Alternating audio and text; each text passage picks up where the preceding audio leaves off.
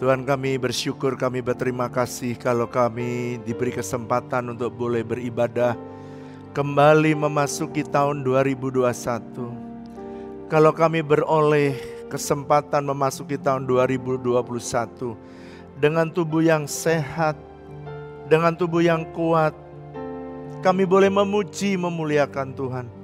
Bukankah semua karena kasih karunia-Mu? Oleh karena itu Tuhan, mari berbicaralah kepada kami supaya kami siap. Siapkan hati kami untuk kami mendengar suara-Mu, isi hati-Mu. Berbicaralah kepada kami.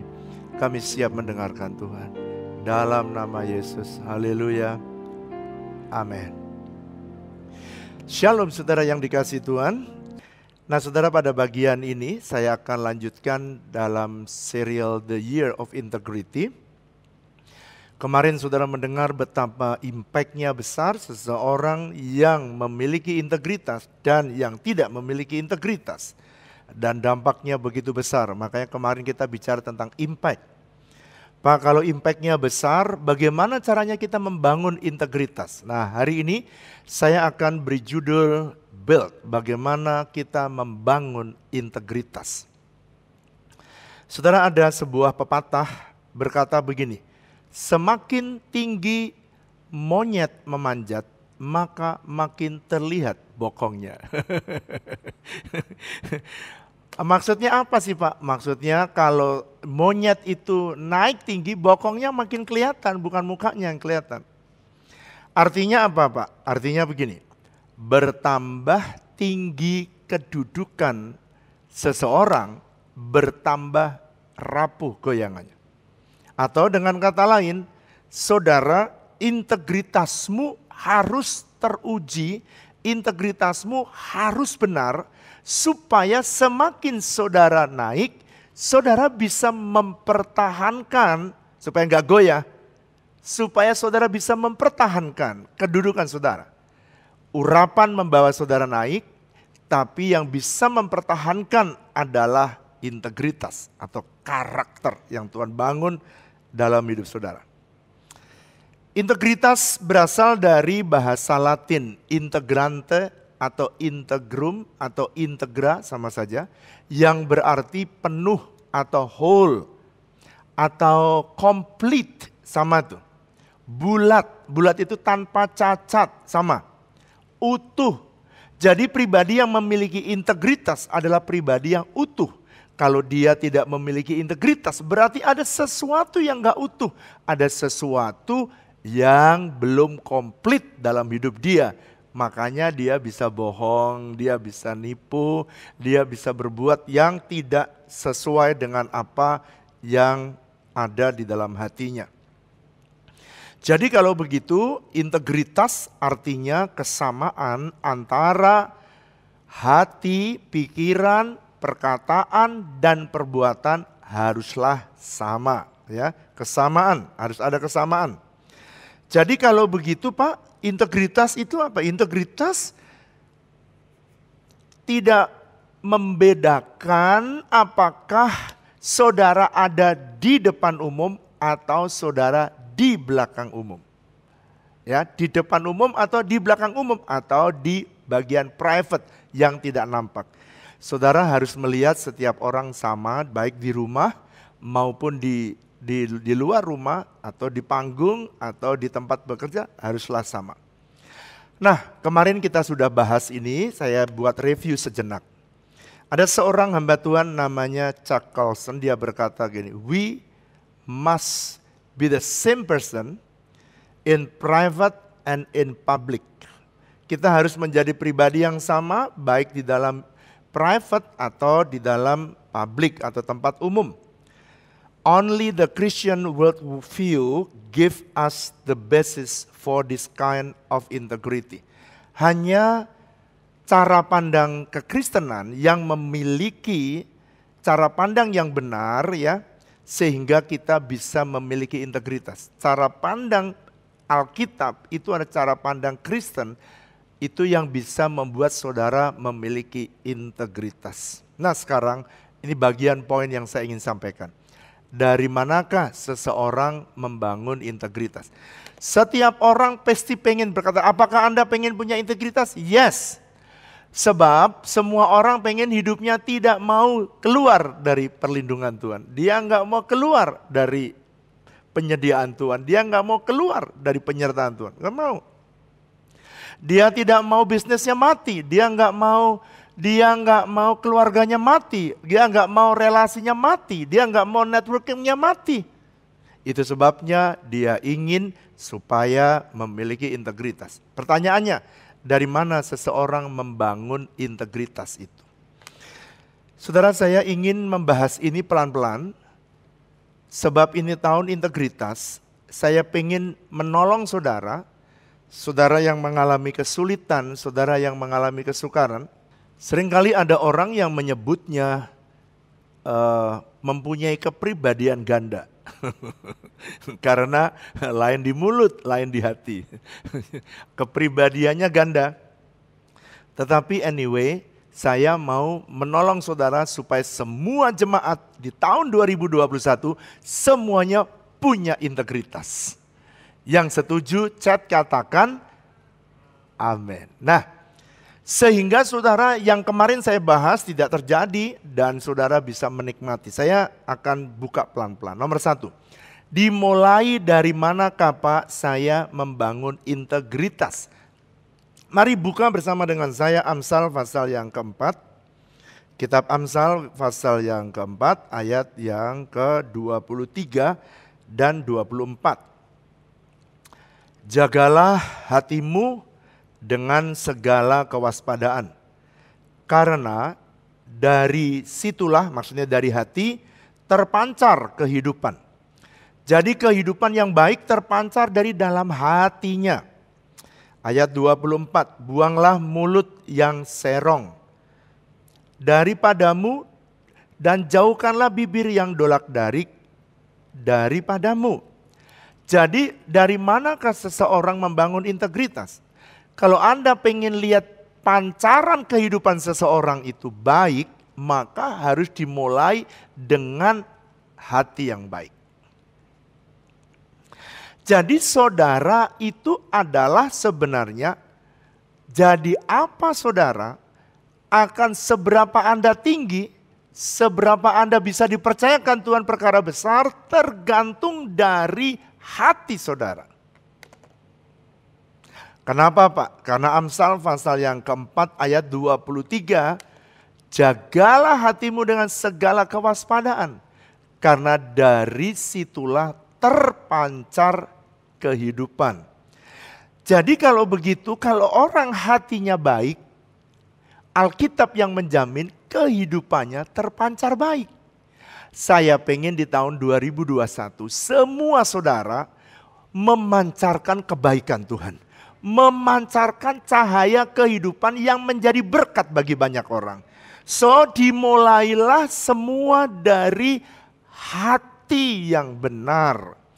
Nah, Yakobus pasal 3 ayat 11 dan ayat 12. Alkitab menulis begini.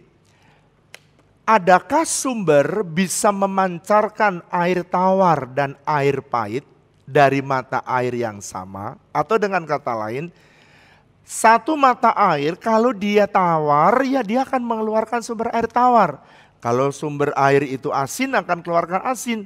Kalau sumber air itu pahit akan keluarkan pahit.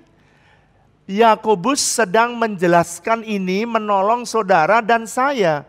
Bisakah kalau sumber hanya satu sumber bisa mengeluarkan satu jenis air? Demikian juga seharusnya hati kita memancarkan satu jenis saja. Enggak boleh kadang baik, kadang buruk. Kadang kala baik, kadang-kadang busuk.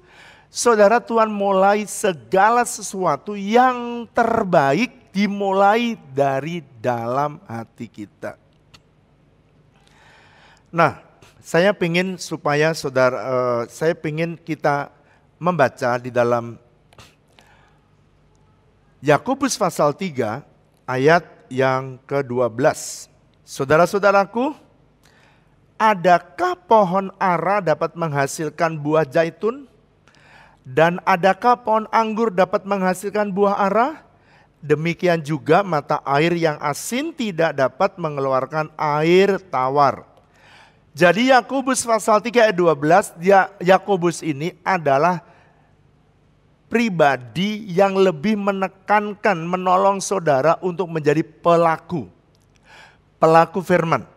Oleh karena itu dia selalu menyoroti dari dalam hati. Kalau orang lain berkata, aku punya iman, Yakobus berkata, aku punya bukti, yaitu perbuatan. Itu sebabnya dia berkata, bisakah pohon ara menghasilkan buah zaitun? Jawabannya tidak bisa. Bisakah pohon anggur menghasilkan buah ara? Jawabannya tidak bisa. Bisakah orang Kristen berbohong? Jawab yang keras. Chat jawabnya. Bisakah orang Kristen berbohong? Jawab yang keras. Harusnya tidak bisa. Harusnya orang Kristen mengatakan yang benar, yang baik. Saya berdoa supaya saudara menggenapi semua firman Tuhan ini. Jadi kalau begitu, kalau memang anak-anak Tuhan seharusnya memancarkan yang baik, berarti saudara dan saya harus memulai membangun integritas kita. Saya tahu nggak gampang, itu sebabnya saya pengen bicara kepada saudara, menolong bagian ini. Kita mau bedah bagaimana how to build this kind of integrity. Gimana kita membangun integritas yang ini nih, yang dari Tuhan ini. Gimana cara membangunnya? Nah, dimulainya pertama dari hati. Saudara, ada 3 bagian yang penting atau 4 bagian yang penting yang harus saudara perhatikan yang berkenaan dengan hati kita. Sebab kalau 4 hal ini saudara perhatikan, itu tanpa sadar akan membangun integritas kita. Apa saja Pak yang harus saya latih? Dari hati. Semua berasal dari hati. Nomor 1, apa? Bagian apa yang harus saya latih? Hati kita akan memancarkan kehidupan bila kita mau menjaga hati kita bersih di hadapan Tuhan. Nah, oleh karena itu kita harus mulai melatih apa saja yang harus kita latih. Nomor 1, kejujuran atau honesty. Pak, kenapa kejujuran itu penting? Kalau saudara belajar jujur dalam setiap aspek hidup saudara, baik itu keuangan, baik itu keluarga, baik itu bisnis, baik itu network yang saudara bangun, maka saudara akan menikmati kehidupan yang baik. Kan goalnya di tahun 2021, kenapa Tuhan melalui tuntunan Pay Alep atau 81, itu Tuhan ingin supaya saudara punya hati, pikiran, mulut kita. Perkataan kita berasal dari mana? Dari hati kita. Sehingga saudara mesti memulai memiliki kejujuran. Makanya saudara perlu belajar jujur. Saya suka bilang kepada para full timer, karena saya memimpin di gereja, saya bilang kepada para full timers. Saya bilang begini, jangan pernah kamu tidak jujur. Terhadap apa? Nomor 1, uang. Hati-hati. Saya bilang kepada mereka, kalau kamu sampai nggak punya uang, jangan nyolong duitnya Tuhan. Saudara bisa cek semua full timer. Berapa kali saya ngomong, berulang-ulang. Lebih baik kamu minta uang sama saya. Kalau saya punya, saya kasih. Jangan nyolong duitnya Tuhan. Sebab kalau kamu nyolong duitnya Tuhan, kamu tidak jujur. Satu orang tidak jujur itu mengakibatkan seluruh institusi jadi hancur. Ada satu manajer tidak jujur, perusahaan itu hancur. Saudara pernah dengar cerita Yosua? Yosua itu sudah setia, udah tulus, udah jujur, kurang apanya dia. Tetapi ada satu anggotanya namanya Achan. Kalau saudara membaca kitab Yosua, maka Achan hanya karena dia ketidakjujuran dia, Tuhan bilang jangan ada satu pun yang diambil, musnahkan semua. Dan dia ambil sebagian yang dia simpan. Dan akibatnya Yosua kalah. Itu sebabnya saya mengingatkan semua. Kalau saudara pimpinan perusahaan, saudara mesti menolong semua orang di bawah saudara. Dimulai dari mana? Ya tentunya dari saudara. Itu sebabnya bagaimana cara saya menolong mereka supaya mereka punya integritas dalam hal kejujuran. Saya bilang sama istri saya, boleh nggak uang kita taruh di office manager supaya kalau ada anak-anak kita butuh, mereka bisa ngambil uang kita. Kalau uang kita diambil, itu nggak apa-apa. Nanti dibalikin lagi untuk dipakai nolong yang lain. Jangan sampai di masa sukar mereka mengambil duitnya Tuhan. Dan seperti Ananias dan Safira. Jangan sampai. Saudara sama di perusahaan juga sama. Itu sebabnya tekankan apa yang saya katakan di bulan-bulan ini untuk building integritas, integrity. Rick Warren dia berkata begini. Seorang hamba Tuhan yang saya sangat respect. Integrity is built by defeating the temptation to be dishonest. Jadi integritas itu adalah membangun bagaimana mengalahkan setiap pencobaan untuk tidak jujur. Jadi sebenarnya integritas itu selalu ada hubungannya dengan ketidakjujuran. Makanya kalau saudara membangun integritas, ini bagian-bagian yang harus kita bangun. Yaitu apa? Jujur. Ya, harus jujur. Suami juga harus jujur dengan istri. Ya, kalau pulang jam 6, ya bilang pulang jam 6. Jangan pulangnya berapa? Jam 6. Tiba-tiba pulangnya pagi. Loh, katanya kemarin pulangnya jam 6, biasanya jam 5, pulang jam 6. Loh kok kenapa enggak kamu pulang jam 6? Kenapa jam 6 pagi? Kan saya kemarin bilang jam 6, kan belum tentu jam 6 siang atau jam 6 sore atau jam 6 pagi. Saudara jangan suka berkelit, itu dimulai dari hati kita yang jujur. Yang kedua, hati itu apalagi Pak yang harus saya pelajari, apa yang perlu saya bangun, yaitu tanggung jawab. Responsibility. Dari semua tugas yang diberikan oleh Tuhan, diberikan oleh perusahaan, diberikan oleh atasan kita, baik itu keluarga, baik itu bisnis, baik itu keuangan, baik itu di dalam pelayanan, semuanya saudara belajar bertanggung jawab. Bukan bertanggung menjawab, lain itu saudara. Bertanggung jawab itu menyelesaikan hingga tuntas. Pak, kenapa sih tanggung jawab menjadi aspek daripada integritas? Saudara perhatikan, saya tahu banyak saudara jadi pemimpin. Seorang pemimpin itu selalu akan dilihat apabila saudara selalu menunjukkan tanggung jawab saudara. Setiap level ada tanggung jawabnya. Setiap level ada tanggung jawab. Yang satu tanggung jawab ini, yang satu tanggung jawab ono. Masing-masing punya tanggung jawab dan kita mesti selesaikan.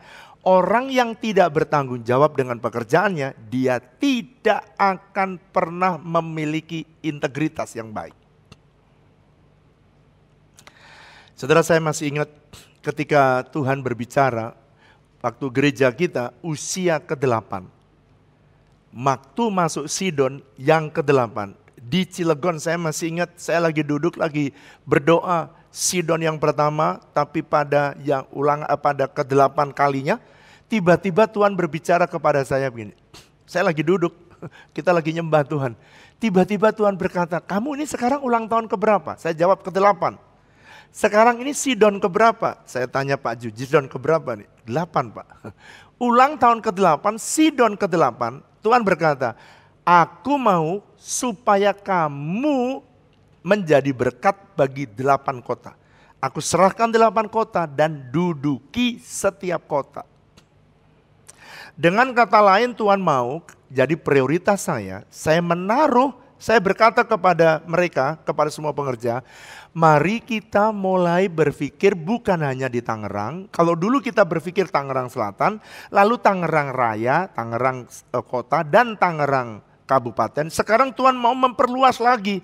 Berarti kita bukan hanya bangun gereja dan menjadi impact atau influence ada di kota kita, tapi ada 8 kota yang harus saudara dan saya perhatikan.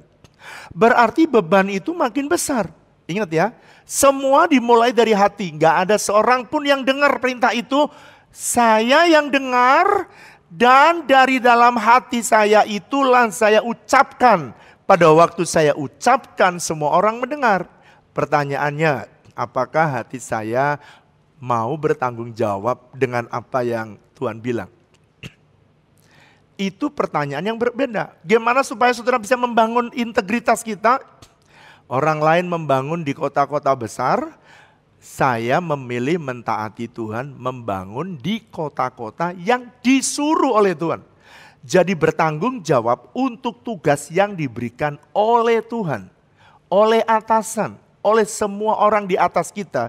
Kalau saudara selesaikan, maka saudara bertanggung jawab.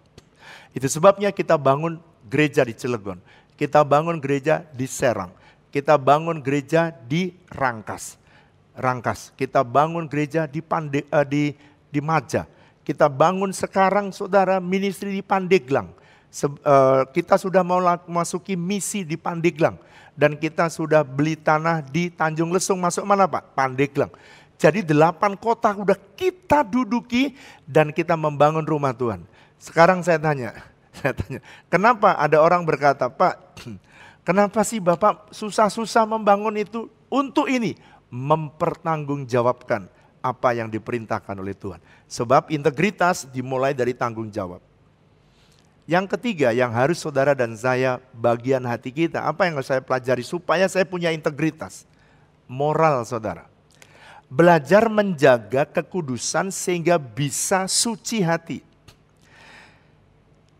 Pak, apa saja yang pokoknya hal moral ini saudara harus menjaga. Kalau saudara tidak mungkin bisa memiliki integritas tanpa kekudusan. Moralitas saudara harus dipertahankan. Itu sebabnya saudara misalnya WA ya sama lain jenis. Maka saudara harus yang sopan. Sebab kalau pria pakai WA yang menggoda, maka wanita sering tergoda. Kan gitu. Tapi yang suka menggoda itu laki-laki atau perempuan ya? Coba chat, laki atau perempuan yang suka menggoda? Dari Alkitab yang suka menggoda, ayo siapa? Ayo, Adam atau Hawa? Tergantung pengkhotbahnya. Kalau pengkhotbahnya wanita, bilang Adam. Kalau pengkhotbahnya wanita, bilang Adam. Kalau pengkhotbahnya laki, bilang Hawa. Dua-duanya bisa menggoda. Makanya hati-hati kalau chatting sama lawan jenis. Makanya kalau saya follow Instagram, saya follow yang laki. Kenapa? Menjaga moralitas hati kita. Saya bisa juga memfollow yang wanita-wanita, bisa. Tapi ngapain saya memfollow sesuatu yang akan membahayakan saya? Nggak ngapa-ngapain, tapi membahayakan. Lebih baik saya jaga hati. Makanya katakan jagalah hatimu dengan kewaspadaan. Sebab dari situ terpancar kehidupan. Oke? WA hati-hati, Instagram, Facebook, siapa sajalah. Saudara mesti memilih dengan baik. Itu sebabnya saudara saya memilih dengan Ibu Flora, saya bikin komitmen bersama. Jadi kalau saya pergi sendiri naik mobil dan ada wanita yang numpang, kita akan bilang, jangan numpang, kecuali kalau 2 atau 3. Kalau sendiri, mungkin motivasi kita tulus menolong, tapi di luar akan berkata yang lain. Itu sebabnya kalau Ibu Flora pergi sendiri juga dia punya komitmen yang sama, saya dan Ibu Flora. Untuk apa? Jaga. Sebenarnya nggak ada apa-apa, tapi untuk jaga omongan yang liar. Apalagi sekarang medsos. Pak Wiryo naik mobil sampingnya wanita. Ternyata bukan Ibu Flora, langsung di video. Viral saudara-saudara. Zaman sekarang. Bahaya ya. Jadi kalau saudara kenapa kalau saudara saya lewatin dan ternyata saya tidak din, saudara ngerti ya. Karena saudara jalan wanita sendirian. Kalau wanita gerombolan saya pasti berhenti dan ayo naik gitu. Yang keempat, D. Apa yang harus kita jaga, Pak? Etika. Belajar menaruh hormat, atau dalam bahasa Inggrisnya dua kata. Satu respect, satu honor. Respect itu lebih kepada menaruh hormat kepada orang yang sifatnya informal. Kalau honor lebih kepada orang yang formal, ya, lebih tinggi honor tuh daripada respect. Tapi dua-duanya saudara lebih baik saudara punya respect kepada orang lain supaya melatih saudara mudah rendah hati. Seorang hamba Tuhan, Peter Chan namanya, dia bilang begini, develop your character so that you are a person of integrity. Kamu bangun, kamu punya karakter, kerendahan hati. Gimana rendah hati? Saudara naruh respect kepada orang lain. Itu sebabnya kalau pembantu saya memberi minum ya, saya selalu bilang terima kasih. Mungkin orang berkata, kan memang bertanggung jawabnya. Iya, kenapa? Memang kalau saya menghormati dia, ya mengucapkan terima kasih, kan saya menghormati dia. Saya udah diambilin minum, dimasakin terima kasih ya Mbak, terima kasih. Gitu loh, menghormati orang lain, nggak ada ruginya. Itu membuat saudara bisa rendah hati, jangan sok-sokan. Jadi yang pertama, dari mana Pak saya membangun integritas? Nomor satu, dari hati. Oke, nomor dua sekarang. Filipi pasal yang kedua ayat 7 dan 8.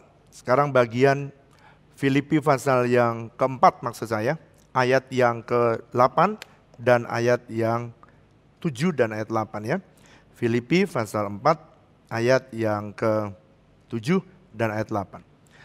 Ayat 8 saya baca ya. Jadi akhirnya saudara-saudara, semua yang benar, semua yang mulia, semua yang adil, semua yang suci, semua yang manis, semua yang sedap didengar, semua yang disebut kebajikan dan patut dipuji, pikirkan semuanya itu. Gimana caranya supaya saudara mempunyai perbuatan yang baik? Maka saudara dimulai dari hati. Yang kedua, saudara mulai memiliki pikiran yang benar dan baik. Makanya Filipi pasal yang keempat, pikirkan perkara-perkara yang benar, yang mulia, yang adil, yang suci, yang manis, yang sedap didengar, dan patut dipuji, pikirkan itu. Jadi kalau saudara ada pikiran yang jahat, singkirkan. Ada pikiran ingin membalas, singkirin. Ada pengen balas dendam, singkirkan. Pak, tapi kalau saya dijolimi, saya kan harus merencanakan bagaimana cara membalas. Singkirin, yang gak sesuai firman, singkirin. Pembalasan adalah haknya Tuhan. Jangan, kalau saudara menilai, menghakimi orang lain, jangan ada pikiran-pikiran saya akan menghakimi orang lain. Karena penghakiman adalah haknya Tuhan. Jadi kalau begitu, bagaimana supaya saudara memiliki pikiran yang baik? Dimulai dari hati yang baik. Kalau hati yang baik, maka saudara akan menerima pikiran yang baik pula. Jadi apa yang ada di dalam hati kita akan mempengaruhi pikiran kita. Makanya saudara, kita harus menjaga hati kita dengan benar. Saudara, kemarin dalam minggu lalu kita membahas tentang Saul. Kenapa Saul bisa jatuh di dalam kebohongan atau integritas yang salah. 1 Samuel pasal 15 ayat yang ke-30 dikatakan Saul berpikir bahwa ia harus nampak baik di depan rakyatnya. Padahal kelakuannya di depan Tuhan salah, buruk. Jadi saudara mesti belajar mulai dari dalam hati kita. Kenapa perlu dari dalam hati Pak? Karena orang yang bisa memelihara hati, dia bisa memelihara pikiran. Apa yang saudara tabur dengan hati yang baik, semua yang baik yang saudara masukkan dalam hati saudara, saudara akan menuai pikiran yang baik. Kalau saudara memikirkan yang baik, maka saudara akan menuai pikiran yang baik. Saudara menabur hati yang baik, menuai pikiran yang baik. Itu sebabnya saudara, Saul akhirnya menuai yang jahat karena dia menaruh dalam hatinya dan pikirannya. Saul berpikir, kalau Anda baca dalam 1 Samuel pasal 15 ayat 30, dia berpikir bahwa apa yang di dalam hatinya itu dia pikir itu benar. Padahal salah di depan Tuhan. Saya berdoa, semua pikiran kita yang buruk, yang jahat, yang ingin menghakimi, yang ingin menjolimi orang, yang ingin membalas orang, singkirkan dari dalam pikiran kita. Sehingga saudara step by step membangun integritas dengan benar. Kayak seorang membangun rumah, pasti nomor satu bukan genteng dipasang. Apanya Pak? Fondasinya. Jadi saudara fondasinya diatur, dipasang duluan. Kenapa? Itulah hati, karena dia menjadi penyangga. Jadi hati saudara adalah kunci untuk memiliki integritas. Bangun kuat fondasi, bangun benar dalam hati kita, maka waktu saudara mendirikan selanjutnya itu akan kuat. Makanya bangunan yang tinggi itu harus memiliki fondasi yang dalam. Memiliki hati yang besar, hati yang tulus, hati yang lebih mengasihi Tuhan dan mengasihi jiwa-jiwa. Saudara aman, karena saudara akan beroleh kemenangan. Yang ketiga, setelah saudara membangun atau menabur hati, menuai pikiran. Sekarang kalau Anda menuai pikiran yang baik, menabur pikiran yang baik, saudara menabur yang baik dalam pikiran saudara, apa yang akan saudara tuai? Perkataan. Perkataanmu tidak pernah keluar dari apa yang dari dalam hati saudara dan dalam pikiran saudara. Dari mana ayatnya? Matius 12 ayat 34. Alkitab menulis gini. Saudara baca ya, kira-kira saya simpulkan. Perkataan yang diucapkan mulut itu keluar dari dalam hati. Statement saya. Sebab Matius 12 ayat 34, satu hari Tuhan Yesus mengajarkan kepada murid-muridnya. Dia Matius pasal 12, dia berkata begini kepada murid-muridnya. Ayat yang ke-34. Hai kamu keturunan ular beludak, bagaimana kamu dapat mengucapkan hal-hal yang baik sedangkan kamu sendiri jahat? Karena yang diucapkan mulut meluap dari dalam hati. Ayat 35 saya baca. Orang yang baik mengeluarkan hal-hal yang baik. Perhatikan ya, Yesus mengajarkan kepada murid-muridnya, melihat tuh ada orang-orang yang jahat, keluar yang jahat. Orang yang baik ayat 35 mengeluarkan hal-hal yang baik dari perbendaharaan yang baik, dan orang-orang yang jahat mengeluarkan hal-hal yang jahat dari perbendaharaan yang jahat. Jadi dengan kata lain, orang yang baik pasti akan mengeluarkan yang baik. Karena apa? Karena dia keluar dari perbendaharaan hatinya yang baik. Menabur hati, menuai pikiran. Menabur pikiran, menuai perkataan. Itu sebabnya kalau saudara mulai dari hati yang benar, perkataan saudara benar, pikiran saudara benar. Saudara kalau pengen punya integritas, maka saudara mesti membangun fondasi yang benar di hadapan Tuhan.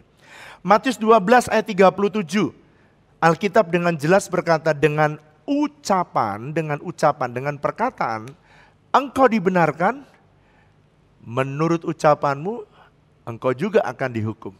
Kalau saya sih memilih tahun 2021, saya memilih dibenarkan, saya memilih ditolong. Saya berdoa supaya saudara juga memilih untuk ditolong.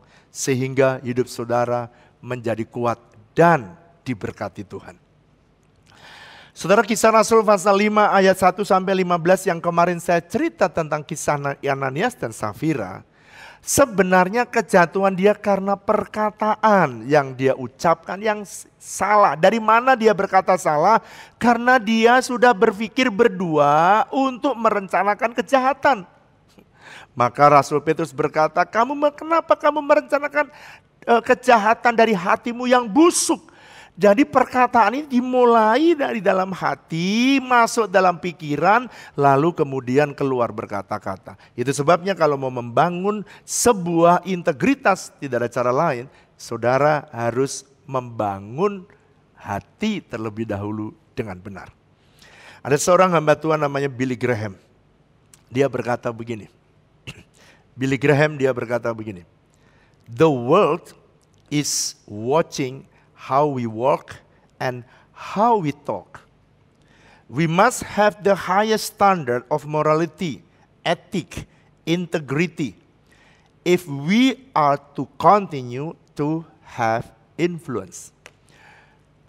Billy Graham dia berkata begini, kalau kita pengen punya influence atau kita pengen mempengaruhi banyak orang, karena visi kita adalah influence, maka dunia sedang melihat apa yang kita katakan dan apa yang kita kerjakan. Dan kita harus terus memiliki standar yang tinggi tentang moral, tentang etik, dan tentang integritas. Supaya apa? Supaya kita tetap bisa menginfluence banyak orang. Saya berdoa supaya setiap jemaat yang saudara mendengar kebenaran ini, saudara mulai merancang apa yang harus aku pikirkan, apa yang harus aku lakukan di tahun 2021. Dan mulailah dari dalam hati saudara. Bangun dari dalam hati saudara. Pak, bagaimana kalau kadang-kadang pikiran saya tidak sama dengan apa yang ada di dalam hatinya Tuhan? Nah saudara, ketika saya ada di dalam pergumulan yang tidak sama antara saya tahu pikiran saya perintahnya begini, tapi hati saya tidak sama. Tidak semua orang sering mengalami, tetapi kalau kita sedang mengalami itu, apa sih yang Bapak kerjakan? Kalau saudara membaca Mazmur pasal 119, maka saudara ini kata pemazmur.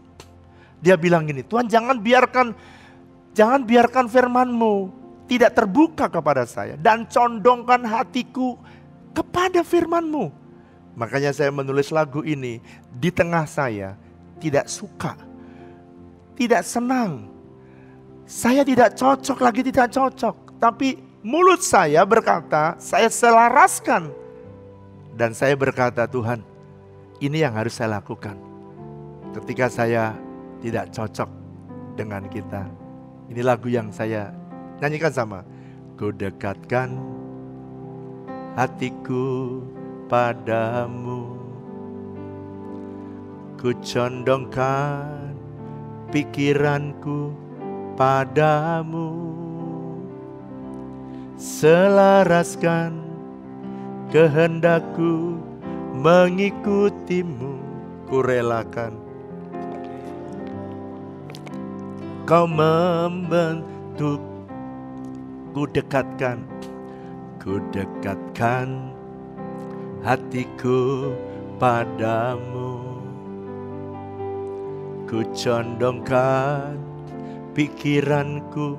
Tolong kami semua Tuhan, selaraskan, ajari kami semua supaya kami bisa mengikutimu Tuhan di tahun 2021. Bahkan kami rela Kau membentuk kami. Mari sambil angkat dua tanganmu, katakan sebab ku mengerti kehendak-Mu yang terbaik bagi. Ajari ketika kami tidak sama, ajari kami selaraskan hidup kami dengan Tuhan. Seorang pun yang tahu hanya Yesus yang menjamin hidupku. Saudara, kita nggak tahu. Itu sebabnya ketimbang nurutin kemauanmu, lebih baik ikutin Tuhan. Pada waktu saya lagi sembahyang, tiba-tiba keluar bridge-nya. Ketika bridge-nya keluar, saudara tahu, ketika saya lagi menyembah Tuhan, nggak cocok nih. Tiba-tiba keluar dari mulut saya kalimat-kalimat ini. Pada waktu saya menyanyikan refnya, tiba-tiba Ini keluar. Sebab jalanmu indah, sungguh tak terselami. Ku mengikuti rencanamu. Namun satu yang aku tahu Tuhan, masa depan indah bersamamu. Sama-sama katakan sebab ku mengerti kehendak-Mu. Itu yang terbaik dalam hidup kami. Bagiku jalan di depan, tak seorang pun yang tahu, hanya Yesus yang menjamin hidupku. Karena saudara dan saya tidak tahu apa yang akan terjadi Februari, Maret. Saya sih sedang memikirkan Februari kita sudah bisa kebaktian onsite. Kenapa kok Bapak pikirkan Februari? Januari ada vaksin. Saya akan divaksin bulan Januari setelah Pak Presiden. Saudara cepat ya. Saudara yang sudah bisa vaksin, saudara cepat ikut kebaktian. Itu pikiran saya. Tetapi tetap saya mau selaraskan, lihat. Dulu saudara bulan Juli saya memulai. Ternyata tambah banyak. Sekarang ini saya mendengar banyak sekali. Saya baru tahu kenapa setiap minggu disuruh perjamuan kudus. Saya dapat telepon, Pak pendoa kena COVID, Pak pengerja kena COVID, Pak pendeta kena COVID, Pak dokter kena COVID. Pak enggak terkecuali, dokter bisa kena COVID, pendoa bisa kena COVID, pengerja kena COVID. Jadi saya, keselamatan saudara, saya prioritaskan. Itu sebabnya kita masih hari ini masih online karena itu. Terakhir, yang keempat adalah setelah saudara menabur hati kita benar dan baik, saudara akan menuai pikiran yang baik. Kalau Anda tabur terus pikiran yang baik, yang suci, yang menyenangkan hati Tuhan, saudara tanpa saudara sadari Anda menuai perkataanmu jadi baik. Jadi gak ada orang tuh yang ngomong kotor gitu. Maaf ya, aduh kok keceplosan kotor. Gak ada, buah itu keluar karena dari akar saudara. Gak ada buah tuh nongol tiba-tiba akarnya gak ada.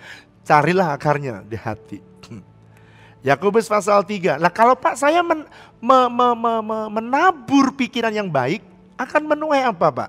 Nih, Yakobus pasal 3 ayat 1.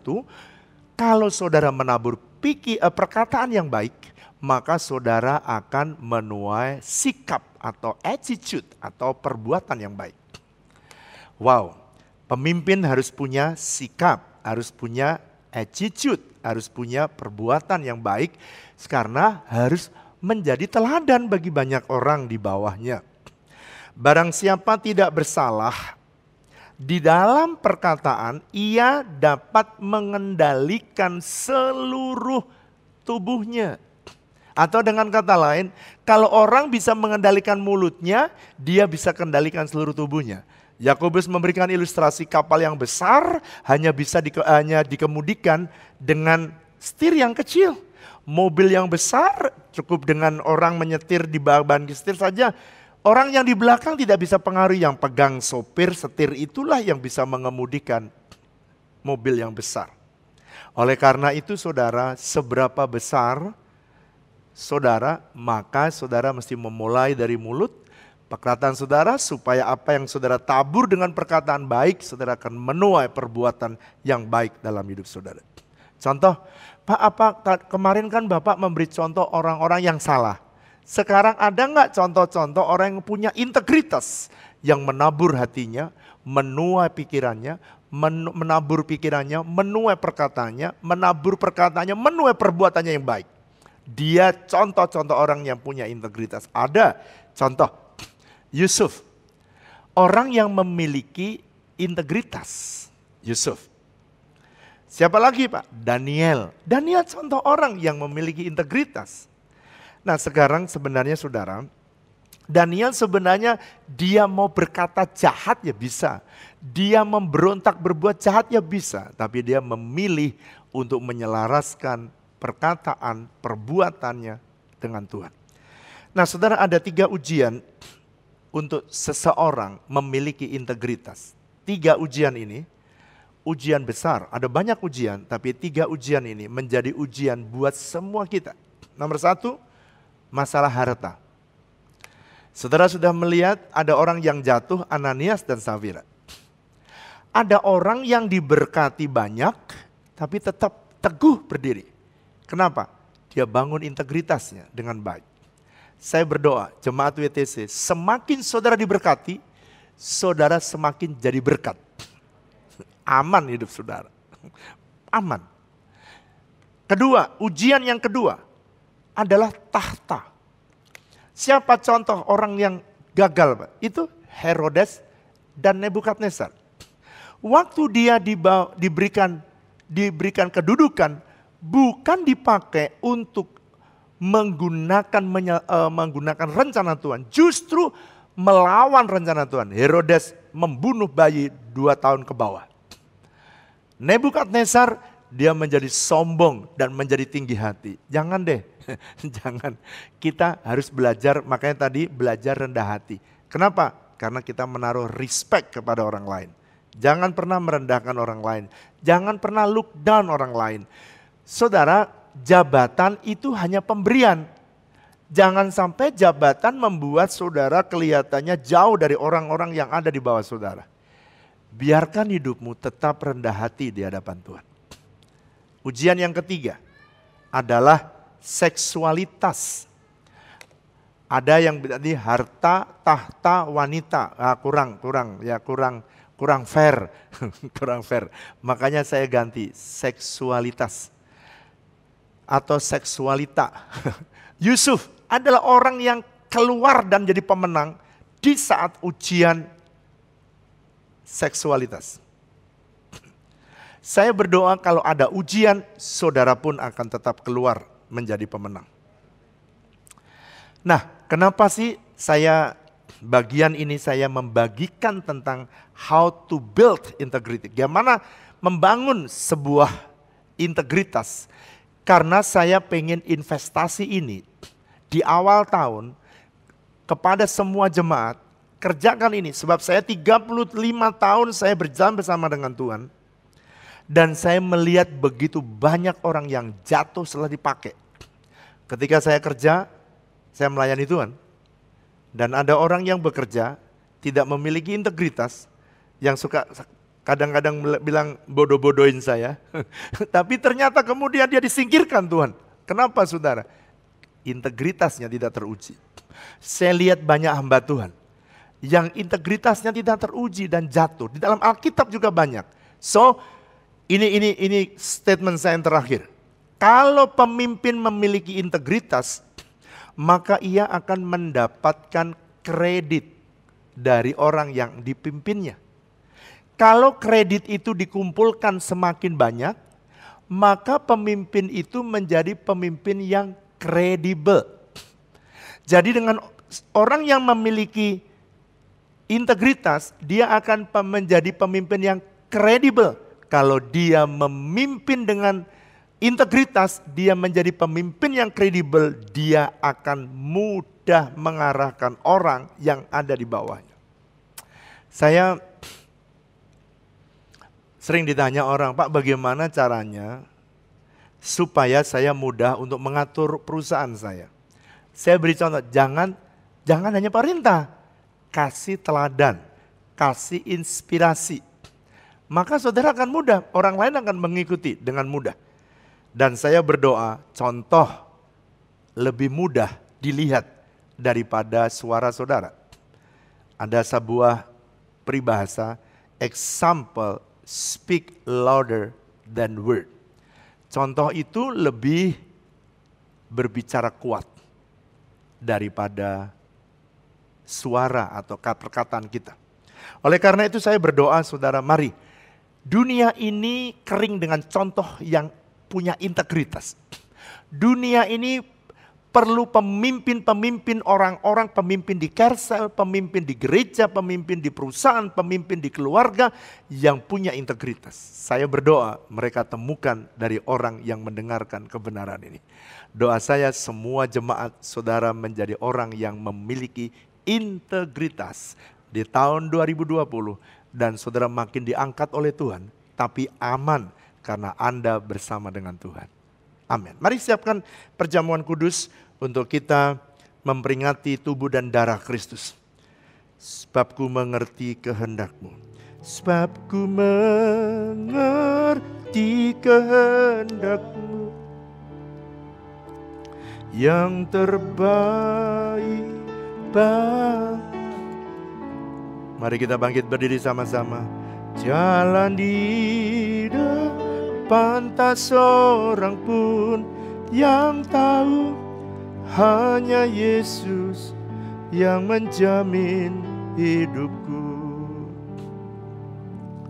Mari saudara yang dikasihi Tuhan, sebab apa yang telah kuteruskan kepadamu telah aku terima dari Tuhan, yaitu pada waktu Tuhan Yesus pada malam waktu Ia diserahkan, Ia mengambil roti. Mari angkat roti di tangan kanan kita tinggi-tinggi. Dan sesudah itu Ia mengucap syukur atasnya, lalu Ia memecah-mecahkannya. Dan Ia berkata, inilah tubuhku yang diserahkan bagi kamu, perbuatlah ini menjadi peringatan akan aku. Kekasih-kekasih Kristus, bukankah roti yang kita pecah-pecahkan ini adalah persekutuan kita dengan tubuh Kristus? Mari kita makan dalam nama Yesus.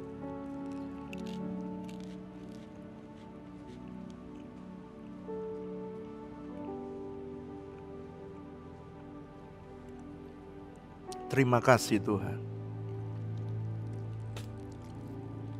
Terima kasih. Mari angkat cawan di tangan kanan kita tinggi-tinggi. Setiap kali saya melakukan perjamuan kudus, saya ingat akan perintah Tuhan. Lakukanlah setiap minggu di masa pandemi, supaya setiap orang yang memandang kepada salib Kristus, korbanku kata Tuhan, maka mereka menjadi sembuh. Hari ini saudara yang mengikuti church online dan saudara sedang COVID-19, pandanglah kepada Yesus. Jangan saudara lihat pada roti dan anggur yang kelihatan, tapi pandang kepada Yesus yang dikorbankan untuk dosamu dan sakitmu. Dan Yesus berkata, oleh bilur-bilurku kamu disembuhkan. Kekasih-kekasih Kristus, bukankah darah, cawan pengucapan syukur yang atasnya kita ucapkan syukur ini adalah persekutuan kita dengan darah Kristus? Mari kita minum saudara dalam nama Yesus. Terima kasih Tuhan. Mari naikkan syukurmu. Terima kasih Tuhan Yesus. Terima kasih Tuhan. Oh, saudara yang sakit, angkat tanganmu. Shalabarala barala barala barala barala. Jama. Lihat tangan-tangan yang diangkat, mereka percaya kepadamu. Dan sesuai dengan perkataanmu, bahwa oleh bilur-bilur Yesus maka umatmu disembuhkan. Hari ini aku berdoa, oleh bilur Yesus mereka dipulihkan, mereka disembuhkan. Di masa pandemi ini Tuhan, Kau yang menyuruh kami untuk melakukannya. Dan kami percaya Tuhan yang akan melakukannya. Terima kasih Engkau Tuhan yang hebat. Sembuhkan umatmu semua. Bu Flora akan berdoa untuk kita. Bapa, kami bersyukur, kami berterima kasih. Yes, Lord. Buat semua kebaikan dan kemurahan yang Tuhan curahkan. Terima kasih hari ini Engkau mengungkapkan kebenaran firman-Mu Bagaimana kami membangun hidup yang berintegritas, kami membangun nilai-nilai dalam hidup kami Tuhan. Bukan dengan kekuatan kami, tapi kami mau berjalan bersama-sama dengan Tuhan. Ajari kami untuk melangkah, satu persatu kami melangkah Tuhan. Dan kami akan lihat Engkau membangun hidup kami. Ketika kami menabur hati yang benar Tuhan. Karena itu hari ini Engkau tahirkan semua pikiran, semua rencana yang tidak sesuai dengan kehendak-Mu. Ajari kami menaklukkannya di bawah kaki Kristus. Tuhan, Engkau sudah memberi teladan selama Engkau hidup dalam dunia ini. Terima kasih Tuhan. Ajari kami mulai dengan menabur hati yang benar. Menabur pikiran yang benar ya Tuhan, yang tidak jahat Tuhan. Menabur perkataan dan perbuatan atau sikap Tuhan. Kami berdoa biar Engkau menolong setiap kami Tuhan. Mulai dari sejak anak-anak sekolah minggu, aku berdoa. Kami berdoa buat next gen yang ada di dalam wadah ini Tuhan. Di dalam setiap keluarga demi keluarga. Mulai dari anak-anak, remaja, pemuda Tuhan, bahkan sampai dewasa muda. Engkau membangun setiap hidup kami. Sejak kecil kami membangun nilai yang benar. Bahkan ketika kami menjadi dewasa Tuhan, tidak ada kata terlambat. Biarlah kami terus rela diperbaharui oleh Tuhan. Sesuai dengan firman-Mu kami membawa hidup kami untuk rela terus diperbaharui. Terima kasih Tuhan. Terima kasih. Hari ini aku berdoa, terima kasih buat kesembuhan yang mengalir di dalam setiap rumah tangga demi rumah tangga. Terima kasih buat pemulihan yang terjadi dalam setiap keluarga demi keluarga Tuhan. Terima kasih buat terobosan yang Tuhan buka dalam setiap rumah tangga, dalam setiap carousel yang ada. Terima kasih Tuhan buat keluarga rohani yang menguatkan Tuhan. Kami tahu kami tidak akan pernah sendiri. Selama kami punya keluarga rohani, ada Tuhan bersama-sama dengan kami. Terima kasih Tuhan.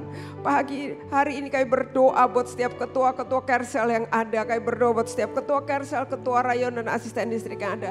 Engkau memberkati mereka berlimpah-limpah Tuhan. Taruh kekuatan, taruh baruan daripada-Mu. Kami berdoa buat seluruh pengerja, pengurus inti, para pemimpin divisi yang ada Tuhan. Engkau memberkati dengan berlimpah-limpah. Terima kasih Tuhan. Jagai setiap kesehatan, jagai setiap keluarga. Jadikan keluarga kami menjadi satu senantiasa Tuhan. Dan kami akan lihat Tuhan membukakan perkara-perkara yang besar dalam hidup kami. Terima kasih Tuhan, kami memberkati lingkungan di mana kami berada. Kami memberkati lingkungan tetangga-tangga sekitar kami. Kami berdoa Engkau memberkati mulai dari rumah tangga kami, sekitar kami. Berikan kesehatan yang berlimpah-limpah. Aku berdoa Engkau menolong bangsa ini keluar daripada kesulitan ekonomi yang ada. Engkau menolong Tuhan. Aku berdoa dari tempat ini kami memberkati pemerintahan Indonesia. Jayalah pemerintahan Indonesia. Kuatlah pemerintahan Indonesia Tuhan. Berkati presiden dan wakil presiden yang ada. Para menteri yang ada. Setiap pemimpin baik daerah tingkat 1, 2, kecamatan, kelurahan. Bahkan Kau memberkati setiap para pemimpin daerah yang ada Tuhan. Terima kasih Tuhan. Jangan tinggalkan, tapi ajari kami berharap kepada-Mu. Aku berdoa berikan stabilitas politik, keamanan Tuhan. Berikan stabilitas ekonomi Tuhan. Indonesia akan keluar daripada kesulitan ekonomi yang ada. Terima kasih Tuhan. Terima kasih. Terima kasih kami perkataan yang baik dan kami percaya akan jadi sesuai dengan apa yang kami katakan Tuhan. Terima kasih Tuhan. Terima kasih kami serahkan Tuhan. Seluruh doa kami di dalam tangan-Mu, dalam nama Tuhan Yesus kami berdoa. Mari angkat dua tangan-Mu. Sebab ku mengerti kehendak-Mu yang terbaik bagiku.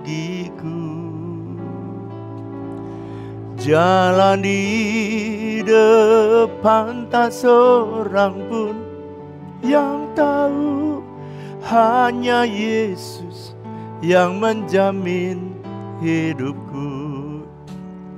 Kekasih-kekasih Kristus, kembalilah dalam aktivitasmu dan lakukanlah setiap prinsip kebenaran firman Tuhan. Dan berkat Tuhan akan turun dalam hidupmu. Diberkatilah hidupmu, diberkati pekerjaanmu, diberkati bisnismu, diberkatilah kesehatanmu, diberikan kepadamu umur panjang, dan anugerahnya melimpah dalam hidupmu. Berkat yang terbaik yang berasal dari Allah Bapa kita, kasih dan cinta dari Tuhan Yesus, persekutuan yang manis dengan Allah Roh Kudus, kiranya menyertai saudara sekalian mulai hari ini, bahkan sampai selama-lamanya. Yang percaya sama-sama katakan amin. Selamat hari Minggu, Tuhan memberkati saudara berlimpah-limpah.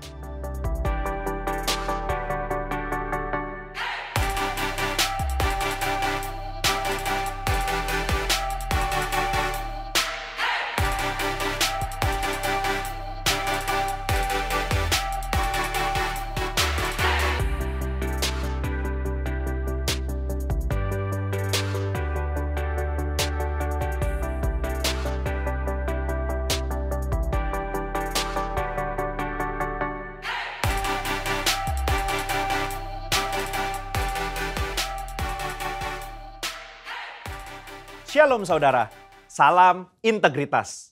Voice of Pentecost hari ini akan membahas mengenai Yesus sebagai teladan integritas dalam perbuatan. Integritas menurut Kamus Teologi Westminster merupakan istilah teologis untuk menunjukkan kemurnian dan kejujuran sebagaimana manusia diciptakan di dalam rupa dan gambar Allah. Alkitab menunjukkan bahwa Yesus adalah sosok yang mendemonstrasikan level integritas yang sempurna, di mana kita dapat meneladani dan belajar darinya. Matius 22 ayat 16, ahli Taurat dan orang Farisi yang membencinya berkata, "Guru, kami tahu, engkau adalah seorang yang jujur dan dengan jujur mengajar jalan Allah, dan engkau tidak takut kepada siapapun juga, sebab engkau tidak mencari muka." Nah, kata seorang yang jujur dalam terjemahan New International Version menggunakan kata man of integrity, artinya seorang yang berintegritas. Pertanyaannya kini, mungkinkah kita bisa hidup berintegritas seperti Yesus? Jawabannya adalah ya, sangat mungkin. Sebab kita memiliki potensi untuk menjadi serupa dengan Kristus. Dan dalam hal ini, kita sangat dimungkinkan untuk hidup berintegritas seperti Yesus. Kehidupan berintegritas bukanlah kehidupan sempurna tak berdosa secara moral, tetapi adanya kesesuaian antara motivasi, pikiran, dan tindakan.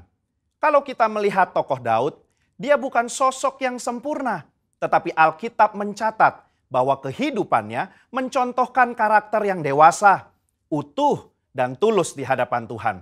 Maka dari itu, marilah kita juga menunjukkan integritas kita sebagai orang percaya dengan mempraktekkan tindakan dan perkataan Yesus di dalam keseharian kita. Apa saja yang Yesus contohkan bagi kita?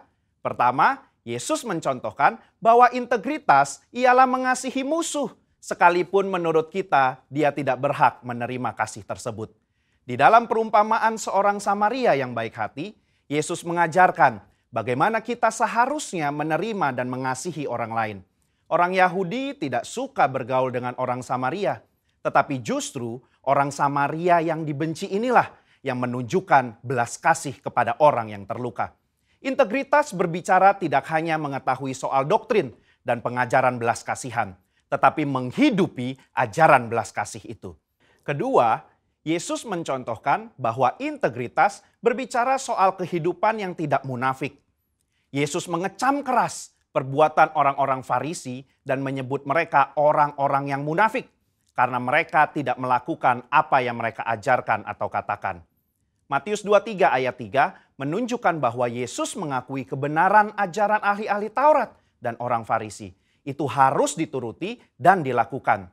Tetapi kemunafikan mereka adalah karena kehidupan dan perbuatannya tidak sama dengan apa yang diajarkan. Di sini kita bisa belajar bahwa berintegritas artinya berusaha menghidupi firman yang kita baca dan dengar. Ketiga, Yesus mencontohkan bahwa integritas berarti memiliki kejujuran dalam melaksanakan tanggung jawab dan mengembangkan talenta. Yesus datang ke dunia mengemban misi dari Bapa untuk menyelamatkan umat manusia dari dosa. Dan dalam melaksanakan tugas dan tanggung jawabnya tersebut, Yesus menunjukkan bahwa dirinya adalah sosok yang jujur di dalam perkataan maupun tindakannya. Mari kita mengevaluasi perkataan dan tindakan kita hari ini. Adakah kejujuran di dalam setiap aspek kehidupan kita? Ada dua hal yang bisa kita lakukan supaya bisa hidup seperti Yesus. Yang pertama, membuka diri untuk dipenuhi oleh Roh Kudus. Pertumbuhan kerohanian tidak bisa terjadi tanpa Roh Kudus dalam hidup kita. Roh Kuduslah yang memampukan dan menuntun kita supaya menuju kehidupan kedewasaan rohani dan menghasilkan integritas yang membuat kita semakin serupa dengan Kristus. Kedua, mengambil bagian dalam komunitas orang percaya. Ibrani 10 ayat 25 mengingatkan kita untuk tidak menjauhi diri dari pertemuan-pertemuan ibadah dalam sebuah komunitas. Bahkan kita diminta untuk saling menasehati dan semakin giat menjelang kedatangan Tuhan. Di dalam komunitas inilah kita dapat saling menasehati, mengingatkan, bahkan nilai-nilai moral dan karakter integritas dapat diajarkan, dicontohkan, dan dilakukan. Di gereja kita sendiri, Terdapat kul, di mana kul merupakan tempat berlangsungnya pemuritan dan tempat di mana karakter kita diasah untuk semakin serupa seperti Kristus. Sudahkah Anda tergabung di dalam kul? Kesimpulannya, Yesus merupakan teladan integritas yang sempurna bagi kita. Sebagai orang percaya, kita dimungkinkan dan dimampukan untuk menghidupi kehidupan yang berintegritas seperti yang Yesus lakukan dan teladankan. Dengan kemauan, usaha, dan latihan yang terus-menerus, diiringi dengan tuntunan Roh Kudus, maka kita akan mengalami kedewasaan rohani dan karakter kita akan semakin serupa dengan Kristus. Saya berdoa, di tahun integritas ini, kita menjadi pribadi yang dewasa rohani, hidup berintegritas, dan menjadi berkat dimanapun kita berada bagi hormat dan kemuliaannya. Saudara, untuk penjelasan lebih lengkapnya dari tim teologi kami, jangan lupa buka link yang ada di atas atau scan QR Code yang tersedia. Tuhan Yesus memberkati.